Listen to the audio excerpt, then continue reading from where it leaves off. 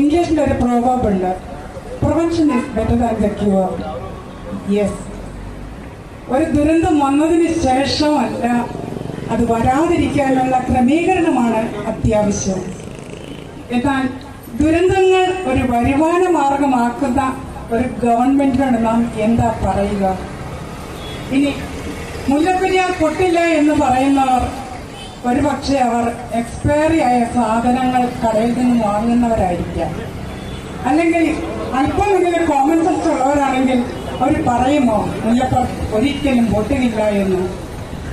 ജനങ്ങളുടെ ജീവിതത്തിനും സ്വത്തിനും സുരക്ഷിതത്വം നൽകാത്ത ഈ ഗവൺമെന്റ് എന്താ പറയാ? നമ്മൾ ജനങ്ങൾക്ക് വേണ്ടി, നമ്മൾക്ക് വേണ്ടി, നമ്മുടെ നീതിക്ക് വേണ്ടിയിട്ട് നമ്മൾ തന്നെ ഒറ്റക്കെട്ടായിട്ട് ഇറങ്ങണം. എങ്കിൽ മാത്രമേ നമ്മൾക്ക് നീതി കിട്ടുകയുള്ളൂ. ഈ മുല്ലപ്പെരിയാർ പ്രശ്നം